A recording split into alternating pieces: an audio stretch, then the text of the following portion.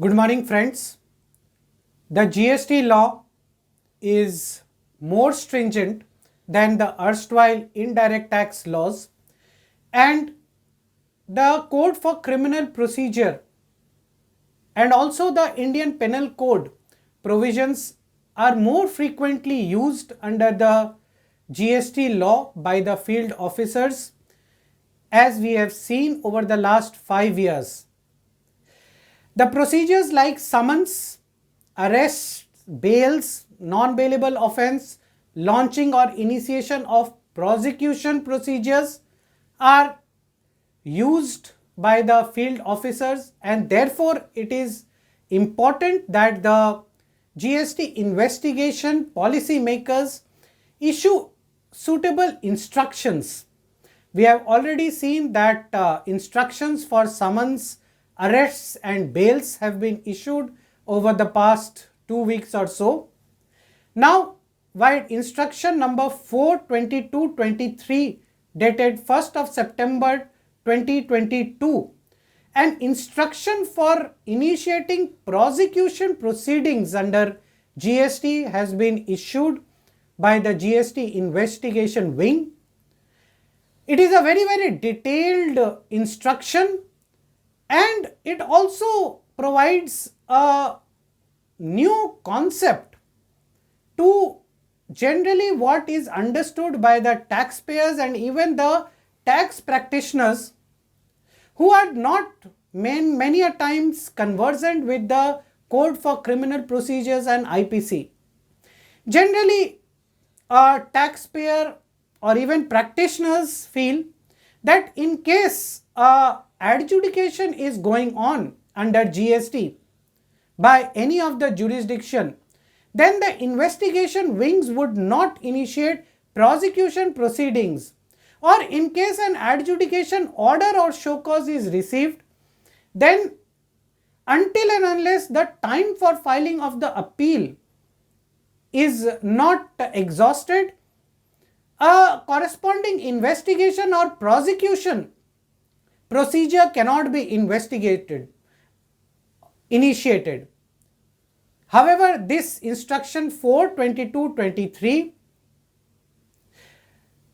specifies in the contrary, and it clearly specifies, as per the decision of the Honorable Apex Court in the case of Radheshyam Kejriwal, that adjudication proceedings, assessments, even audits can carry on, and simultaneously investigations, arrests, prosecution can be launched on the same taxpayer on the same ground. So these as well as many other detailed instructions are provided in this instruction 4/22/23, which let us understand one by one, slowly and steadily.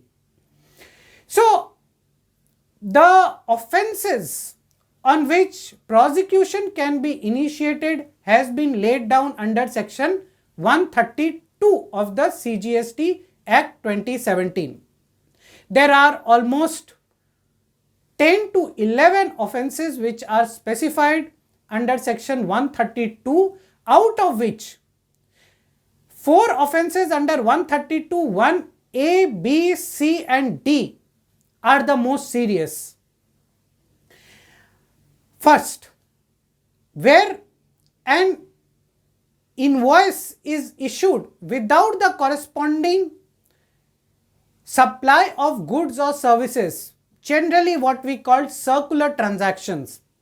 In one of the cases, one of the taxpayers, to get or increase the turnover of his group companies for the purpose of taking more bank loan, indulged himself in circular transactions, whereby the same goods was supplied from his one company A to B, B to C, C to D. All these 4-5 companies were filing their GST returns and even paying some GST in cash on the value addition. However, there was no movement of the goods actually. It is an offence under section 132(1)(b) of the CGST Act, and if the offence where the GST amount involved is more than 5 crores rupees, then it becomes a cognizable and non-bailable offence under GST. Similarly, in the grey market, in case goods and services are supplied without the issue of the tax invoice, that is a very serious offence under 132(1). Correspondingly, in case an input tax credit is taken on these kind of transactions where there is no corresponding movement of goods or receipt of services, which we call fake invoices cases generally. There is a circular 171 which has been issued by the GST Council on these fake invoices cases. So the recipient is also under an offence, and if the value is more than 5 crores as far as the tax amount is concerned, then it becomes a serious, cognizable and non-bailable offence. Similarly, in case any person issues a tax invoice with GST but does not pay the corresponding GST collected to the department, then it becomes a serious, cognizable and non-bailable offence if the value of the tax is more than 5 crores. Generally, prosecution would be launched on these kind of offences. However, mind that I have used the word generally. Even if the tax avoided or sought to be evaded is more than 1 crore or 2 crore to 5 crores, even then prosecution can be initiated against the corresponding taxpayer under section 132 subsection 2 of the CGST Act. However, these cases would be non-cognizable and bailable. Now, one has to understand what is a bailable and a non-bailable offence by understanding the Code for Criminal Procedure in detail. There are other offences which are listed down in 132 subsection 1. That is, if you are falsifying a record for evasion of tax or even with the intent of evasion of tax, like you are falsifying a purchase bill for claiming wrong ITC, or you are obstructing an officer on duty, sometimes knowingly or unknowingly when the officers come to inspect the business premises, the taxpayers obstruct them while on duty or do not produce the required documents as required by the GST law, that can be considered to be as an obstruction to an officer on duty or non-provision of information as required by the officers. These are offences on which prosecution can be launched under GST. Also, in case there is any tampering with the documents or a failure to supply of information, summons are regularly issued by the GST department nowadays, sometimes even as an alternate to hearings. Friends, many of the taxpayers ask us, why should we go on summons? We have not done anything.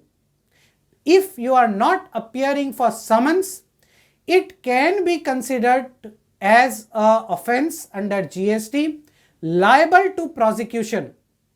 Therefore, one has to supply the required information as sought by the GST officers and the GST department. Otherwise, in case the amount of GST involved is more than 1 crore, for bailable offences and more than 5 crores for non-bailable offences, a prosecution procedure can be initiated under GST. However,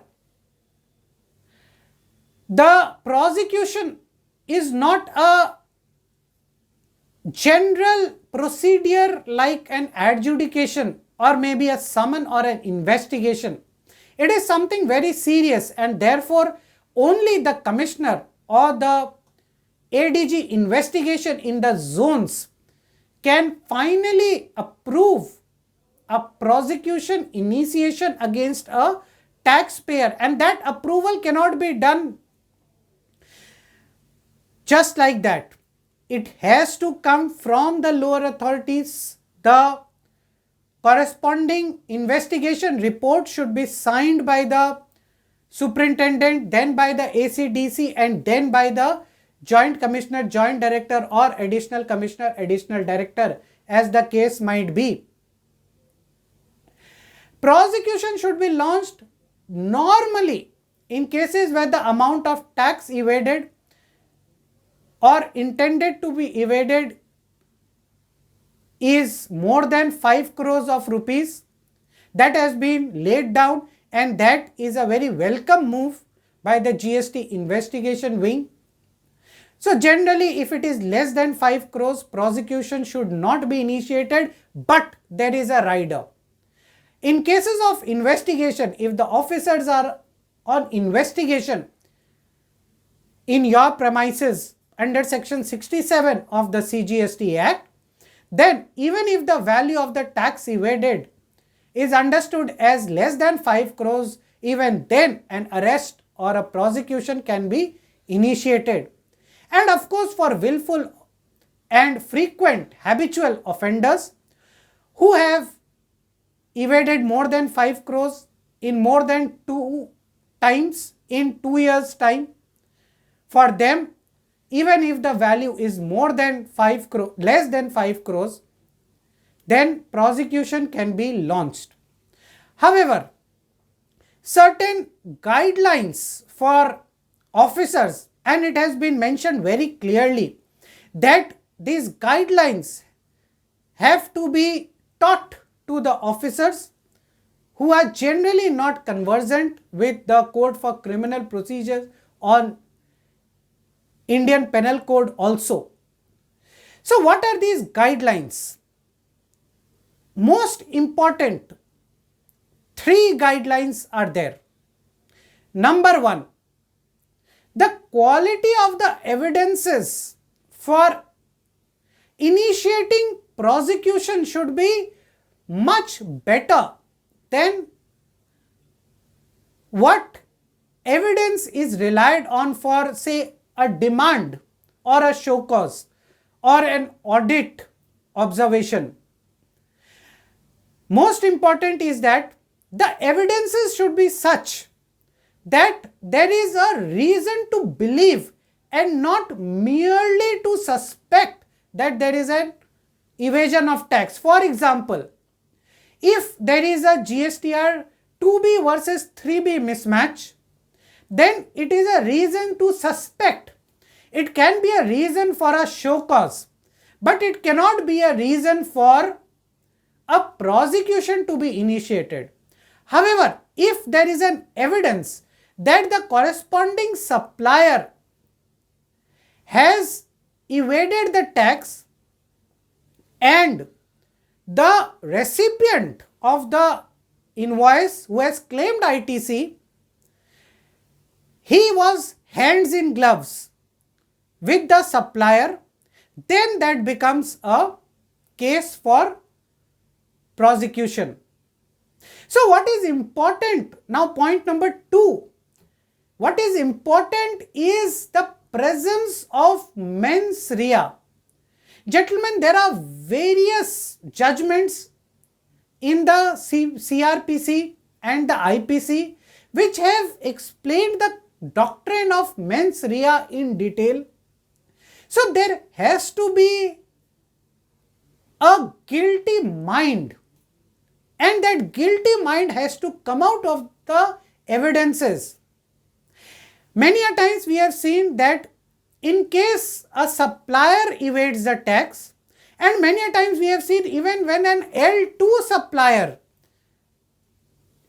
evades the tax or a level 2 supplier's GSTIN has been cancelled by the department, the level 2 recipient is investigated and sometimes even prosecuted or arrested, considering him as the mastermind of the transaction on whose instance this transaction has been done. In fact, in one of the cases, it was alleged that a bill to ship to transaction is merely a paper transaction where the beneficiary is the actual recipient of the goods and he is the mastermind of the transaction. This can be a suspicion, of course, but until and unless there is a reason to believe, a prosecution should not be launched. So, third point, important, is that the prosecution, in case it is launched against a company, should not be launched against every officer of a company, including an independent director. It has to be launched on only those officers where it is considered that those officers are involved in the intended evasion of GST. Which also brings us to a very important point from the taxpayer's point of view, that in case of a company, if you are the CFO or CEO or any manager or secretary of the company, you are not free from a process of prosecution in case it is found that the concerned person is hands in gloves for the intended evasion of the tax. However, if one is an independent director or a sleeping partner of the partnership firm, then one cannot be under a prosecution procedure merely because all partners or all directors are considered to be hands in gloves. An independent director or a sleeping partner does not have generally any role in the day-to-day operations of a company. So all of these points are very, very important to note. Also that it is very clearly mentioned that a prosecution procedure is something very, very serious, and therefore the senior officers of the department have to take personal interest and not leave it to the last officer in the hierarchy. The powers under section 159 for publishing the names, if it is considered to be in public interest, might be used by the department. So, a prosecution can be made very serious affair for the public at large to inform the public that a prosecution has been initiated against a particular company, and so in case such a serious procedure is initiated against a taxpayer, then the taxpayer's name might be published and the business might be impacted. However, an opportunity of compounding under section 138 should be provided to the taxpayer before launching of the prosecution proceeding. So friends, this is a very, very elaborate instruction on launching of prosecution proceedings under GST. Taxpayers, tax practitioners, and even the GST officers must go through this in detail, because nowadays, as we have understood, the CRPC IPC has been used very, very frequently under GST. So before launching of prosecution proceedings or arrests or even summons under GST, the department has to be very clear of the rights and duties of the taxpayers. Even the taxpayers need to be very clear of the powers which are there in the hands of the department. Also, all of these are procedures which are intended to deter any evasion.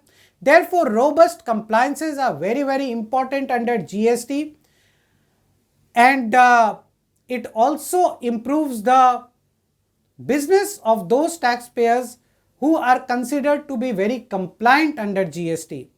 Thank you very much for watching.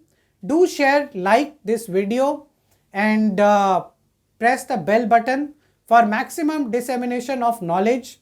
Stay tuned for more updates on GST, income tax, customs, etc. Thank you very much.